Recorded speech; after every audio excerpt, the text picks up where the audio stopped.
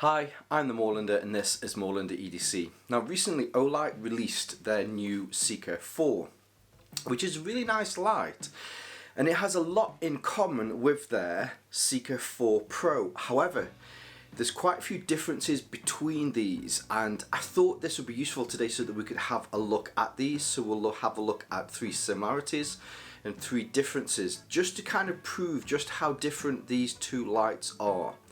So let's turn the camera around and take a closer look. So here we have the 2 lights. Just to be clear, the red one on the left hand side, this is the Seeker 4, and the black one on the right hand side, this is the Seeker 4 Pro. Now I think, as I mentioned, so we'll look at 3 similarities and 3 differences between these 2 lights. Putting them down here, hopefully you'll be able to see that the first similarity is the size and form factor. Putting them right next to each other like this, they are nigh on identical. In fact, it's incredibly difficult to spot any difference between them. I lie slightly. There are some subtle differences in the fact that with the Seeker 4, it just has a full aluminium body.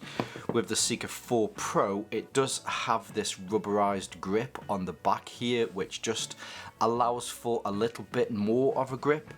I will say though that on the Seeker 4, because these are these kind of finger swells, whatever you'd call these on here, they're actually quite deep, so being able to have a good purchase on this when you're out, if you're wearing gloves here in the winter now, it's still very easy to be able to hold, whether you go for one with the rubberized grip or whether you just go for the one with the aluminium body.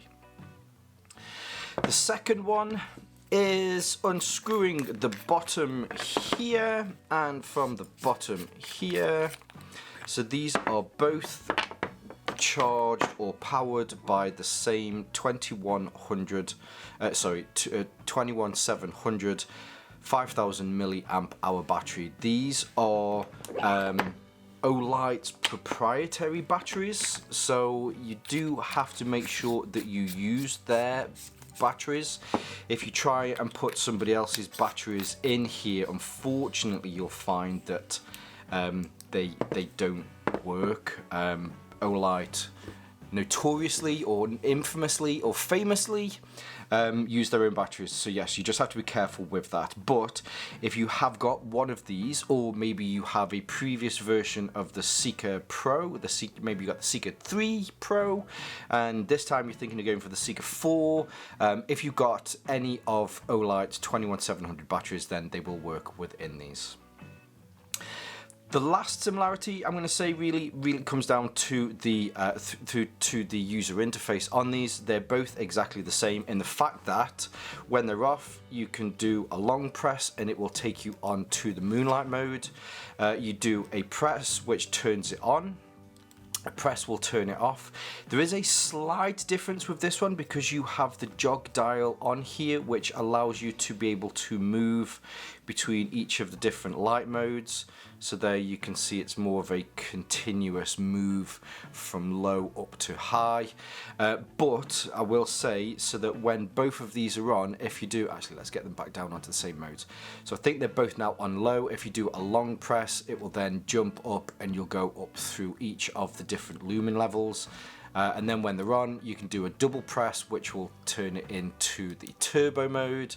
And then they both have exactly the same, that you can do a triple press and you'll be able to then get into your strobe mode. So very similar as far as the user interface. As I mentioned, there is a slight caveat in that, in the fact that this one does have this jog dial. So potentially you could accidentally turn this on, although there is a lockout mode, so that, I mean, you could circumvent that. The difference with the Seeker 4 Pro is the fact that you can you have to, if it's been asleep for a while, you have to move the jog dial to be able to turn it on. So it inherently has more safety within this dial.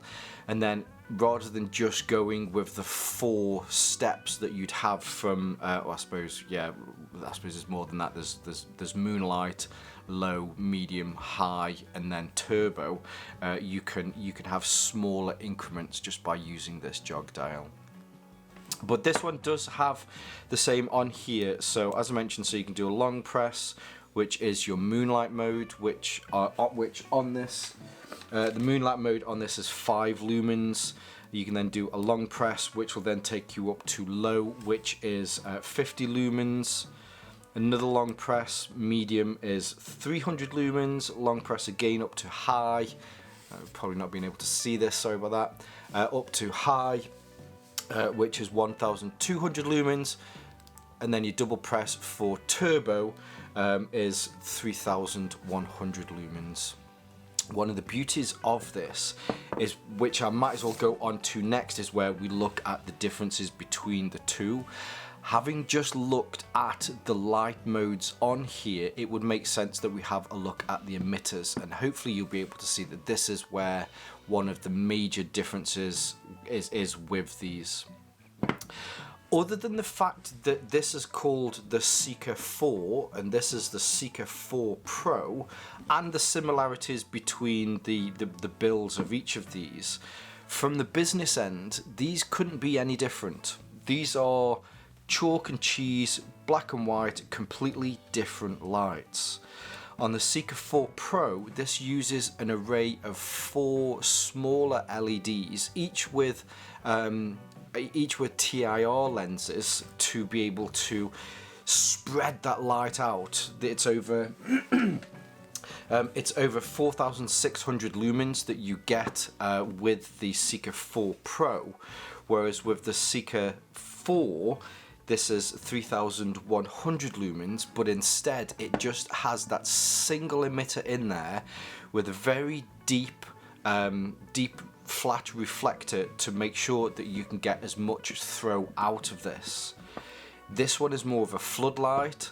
This one is more of a thrower with up to 400 meters worth of throw, which is really nice. Especially when we have a look at this in the dark later, you'll be able to see the massive difference between these two lights. So yeah, the first main difference really does come down to the LED modules on the inside. Now the next one, we have kind of touched on this, but kind of from a backwards perspective. With the Seeker 4 Pro, we'll just have a look at this one first. So to charge this, it does have the magnetic charger on the bottom, which has been fairly standard for Olights for the last, I don't know, however many years. Let's say the last 10 years.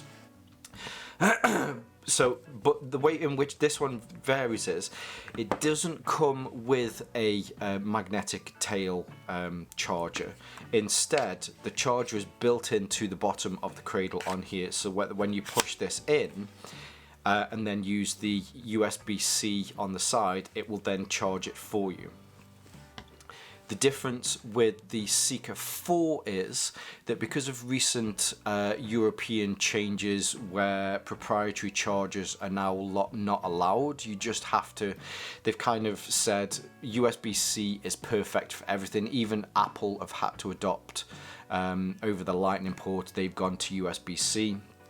So on the bottom here now, you have a USB-C port. So this has completely changed now.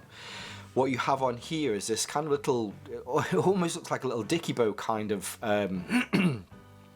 emoji or something. So you can turn this. So at the moment, I'd consider this as closed, and hopefully you can see that it says open. But I can turn this round now, and you'll be able to see the USB Type-C charger in there. So this has completely changed. There isn't even the option for the magnetic charging with this. Olight have gone fully in with USB Type-C. There's a little bit more options as far as this one is concerned. However, with USB-C becoming the kind of gold standard for charging nowadays, then everybody will probably have a USB-C charge cable somewhere.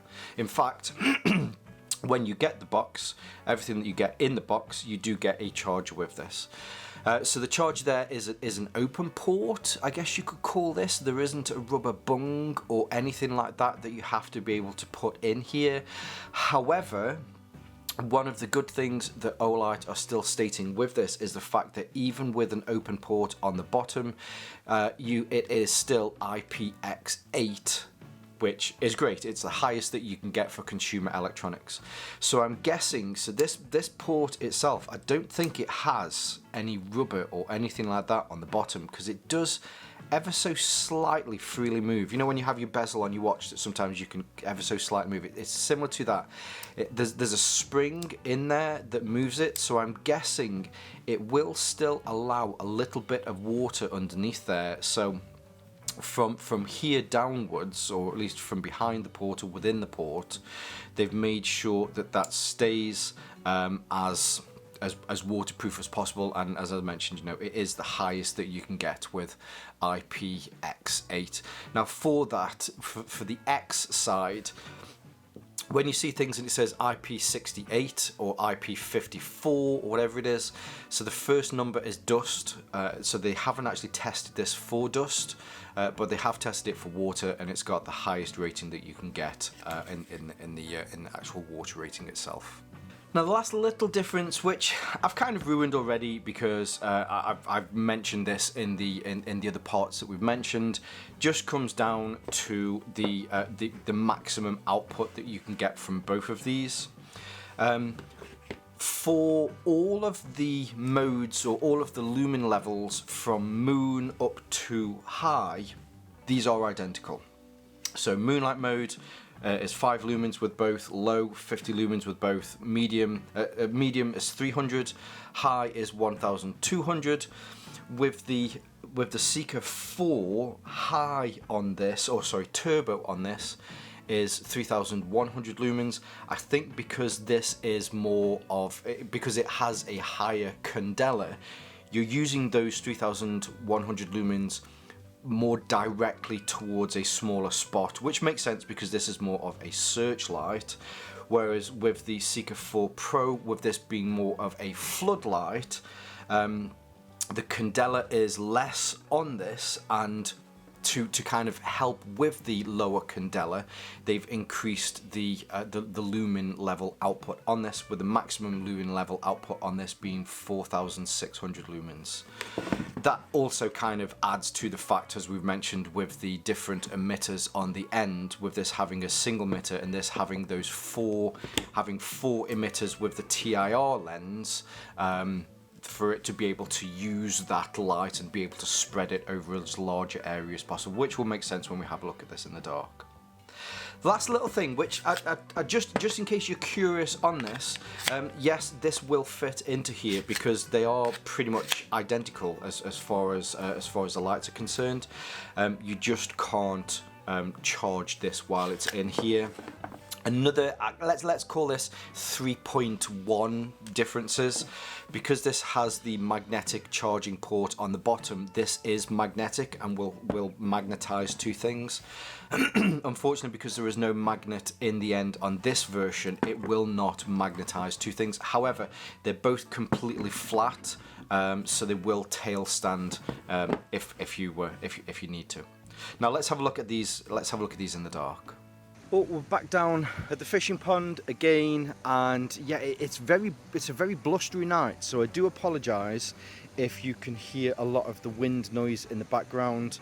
I'll try and see if I can get some of it out, but again, you know, I definitely apologise about that. So we're down here with the Seeker 4. Now, I have brought the Seeker 4 Pro with me as well, so we can have a little look at the difference between the two. As I mentioned, you know, one is definitely what you'd call a searchlight, and one is definitely what you'd call a spotlight. But at this current moment in time, you can actually, let's turn it back off again. So from I've lost the button. Whilst off, you can do a long press and it will take you directly to the moonlight mode. Moonlight mode on this is 5 lumens, which is actually a little bit more than you'd expect from a moonlight mode. Generally they tend to be kind of a 1 lumen, maybe half a lumen, maybe 1.5 lumens. So you actually get a little bit more out of this than you would do with some other flashlights. So to that point, you can genuinely do quite a lot with 5 lumens. I say this a lot, but if you're in a dark environment and you've got 5 lumens, you'll be surprised just how much light that is that you need. You can see, so in fact here I can easily see 4, 5, 6, 7, 8 meters ahead of me. Certainly no issues whatsoever. But at any point I can do a long press, and then this will start to take me through the other modes. So a long press now will take me through to the low mode. Here I'm just kind of, I usually stand over there, but just standing a little bit closer to the waterfall here. We've got a tree just at the top of these stairs.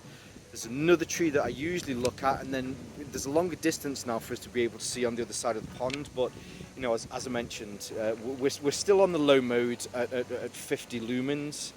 But even again, I still think that for a low mode, 50 lumens is still quite high, and you can certainly do a lot with 50 lumens. Another long press will then take us up to medium. This is now 300 lumens. Being able to see the detail, being able to see the water coming down on the waterfall there. This tree, this large tree here, so much easier to see. And then on the opposite side, so that's now probably about 10 meters away. But now with ease, I can now start to see the trees on the opposite side of the fishing pond. And also even here in the middle of the fishing pond, that small island that there is.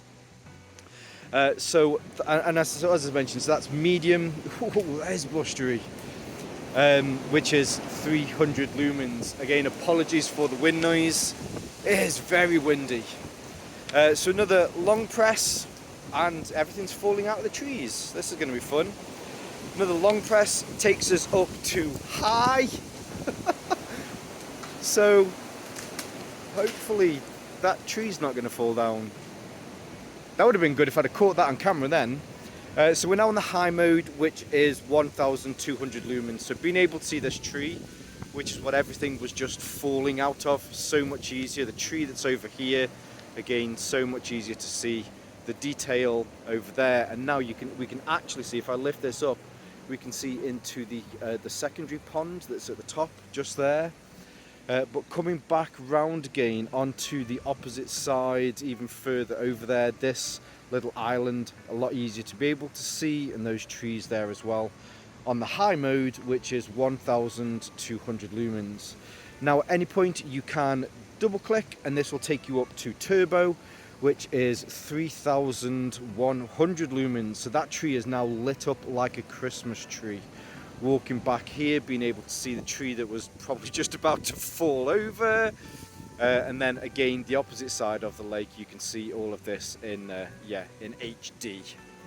Okay, so now we have both of the lights on my left hand here. This is the Seeker 4 Pro, and on my right hand side, this is the Seeker 4.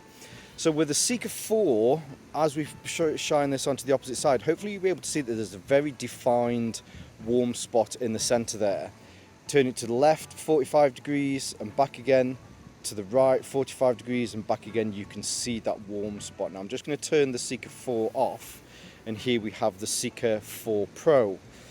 With this, let's make sure this is on its highest. You can see that the warm spot in the middle isn't defined whatsoever, in fact. So actually there is a small cone. I say, okay, so there's not a very distinct cone in there. So holding this forward, 45 degrees to the left, 45 degrees to the right, and back again. So you can see there is a small, well actually there is a cone in the middle there, whereas compared to the Seeker 4, you can see that the Seeker 4, as I mentioned, definitely is what you'd consider a spotlight. This is going for high candela. This is going for distance over the amount of lumens that you can, well actually, I mean, it's 3,000, above 3,000 lumens, whereas with the Seeker 4, it's over 4,000 lumens. The light is also ever so slightly different. So the light on the Seeker 4 Pro is a very white light, whereas the light on the Seeker 4 has more of a warm tint to it. Both of the lights are very, very clear. Again, so this is the Seeker 4, this is the Seeker 4 Pro. I'd definitely say that there's quite a lot of differences between them. I know they share some similarities in the naming convention. This is the Seeker 4 and this is the Seeker 4 Pro, and they do look like very similar lights. However, from the business end onwards, these couldn't be any more different. I think there's quite a nice bit of variance between these depending on what sort of light you're after, whether you're after a searchlight or whether you're after a floodlight, whether you want maybe a few more lumens, maybe you're happy to have a few less so that the battery might last a little bit longer. I think with the difference between the Seeker 4 and the Seeker 4 Pro, there's plenty of choice here for you from Olight. Now, of course, it's Olight. Is there a why at the end of the day? Yes, probably. So they do currently have a sale on. So I'll leave some links below. Some of those are exclusive links so that you can get some exclusive discount from Olight to the Moorlander EDC community. And it helps you support my channel. So those links are below. I'll also leave some of my social media links below so you can see more from me here on Moorlander EDC and my sister channel Moorlander Tactical. But for now, as always, stay safe, stay Moorlander and stay EDC. So weird filming inside. I just wish it would stop raining. We live on a small island where it rains 3 days out of 5. You'd think we'd be used to the rain. Well, I mean, we are used to the rain. Unfortunately, Canon, or at least my Canon camera, isn't waterproof. Maybe I should get a waterproof camera. Anyway. This one isn't going out on a Sunday. This one's going out on a Monday. This one's different because of the sale that they've got on. They've asked. So yeah, cool. Alright, see you in a bit. Bye.